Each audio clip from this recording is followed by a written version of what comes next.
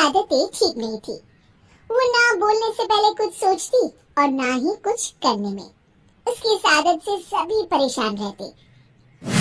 बहन, घर पर मेहमान आए हैं और शक्कर खत्म है, थोड़ी शक्कर दे दो, मैं बाजार जाऊंगी तो ले आऊंगी।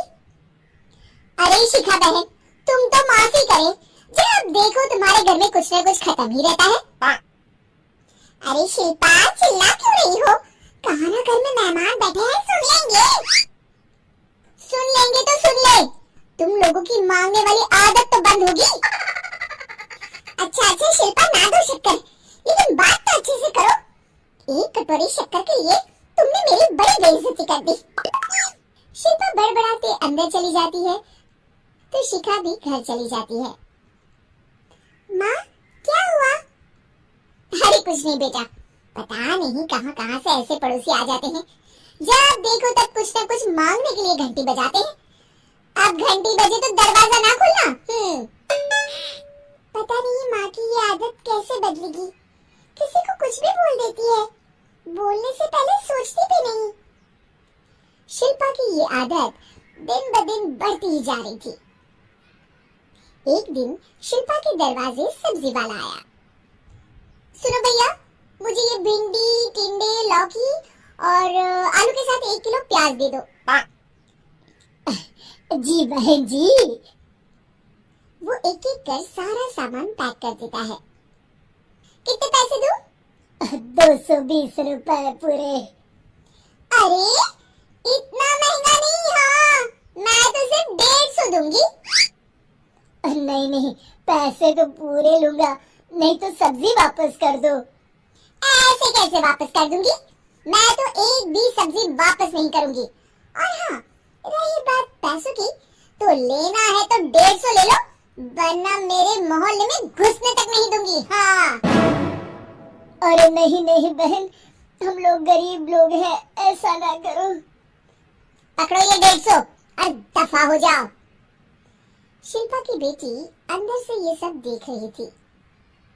शिल्पा, तूने तो हद कर दी, बेचारा गरीब आदमी, उसका तो गुजारा ही इसी से होता है। बोलने से पहले सोचा कर बेटा। माँ, आप चुप रहो, घर चलाना बच्चों का खेल नहीं, और वैसे भी इतनी महंगी सब्जी थोड़ी ना होती है। आपको तो सिर्फ खाने से मतलब है, लेकिन मुझे तो सब सोचना पड़ता है ना। शिल्पा की सास ये बात सुनकर दुखी हो जाती है। शिल्पा की बेटी शिल्पा की ये सारी बातें सुन रही होती है। शिल्पा की बेटी एक दिन माँ से कहती है, माँ, ओ माँ, जरा यहाँ तो आना। ओहो, क्या हुआ? क्यों चिल्ला रही हो ऐसे बेटा? हुआ क्या? ये देखिए मेरी स्कूल की ड्रेस कितनी गंदी हो गई है, इसे कौन धोएगा? लेकिन ये तो साफ है बेटा, मैंने अपने हाथ से खुद साफ किया है। माँ, ये ड्रेस इतनी गंदी है कि मैं इसे पहन ही नहीं सकती, चलो मुझे बाजार से नई दिलाओ।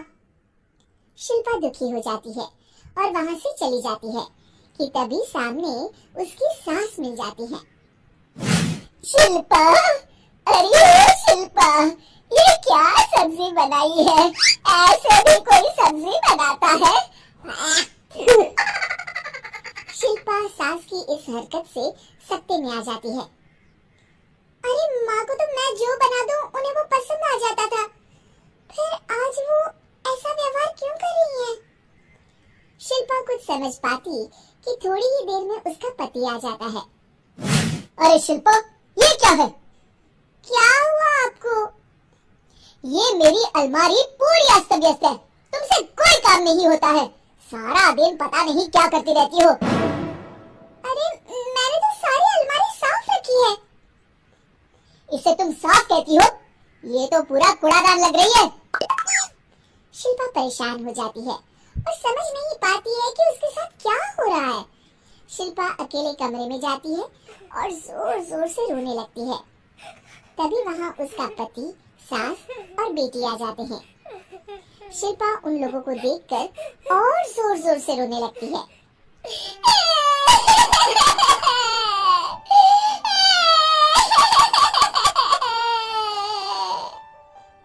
कि तभी उसकी सास उससे कहती है, क्या हुआ?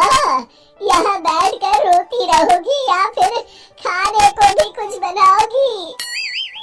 माँ, पहले आप बताएं, आप लोगों को क्या हुआ है जो मुझसे ऐसा व्यवहार कर रहे हैं? वही हुआ है जो तुम्हें रोज होता है। मैं समझी नहीं। माँ, आज घर वालों ने आपसे बुरा व्यवहार किया तो आपको कितना बुरा लगा ना? हाँ, मुझे बहुत बुरा लगा। मुझे अच्छा नहीं लगता कोई मुझसे इस तरह से बात करे। सही कहा शिल्पा, जो चीज तुम्हें खुद के लिए अच्छी नहीं लगती वो तुम्हें दूसरों के साथ भी तो नहीं करनी चाहिए। बेटा, हम तुम्हारे अपने हैं, फिर भी तुम्हें अपनों की बात का बुरा लगा। लेकिन सोचो, जिन बाहर के लोगों से तुम ऐसा व्यवहार करती हो उन्हें कैसा लगता होगा। हाँ माँ, आप सच कह रही हैं। मैं आप लोगों से माफी मांगती हूँ। मुझे कड़वा नहीं बोलना चाहिए। मैं समझ गई। मैं आपकी हूँ इसलिए आप लोगों ने मुझे सुधरने का वक्त दिया और मेरा साथ दिया। लेकिन जिन बाहर के लोगों से मैं बुरा व्यवहार करती आई, वो लोग मेरे कड़वे बोल से कितने दुखी होते होंगे। मैं वादा करती हूँ, आज से ऐसा व्यवहार किसी के साथ नहीं करूंगी। सीख, हमें दूसरों के साथ वैसा ही व्यवहार करना चाहिए जो हम खुद के लिए अपेक्षा करते हैं।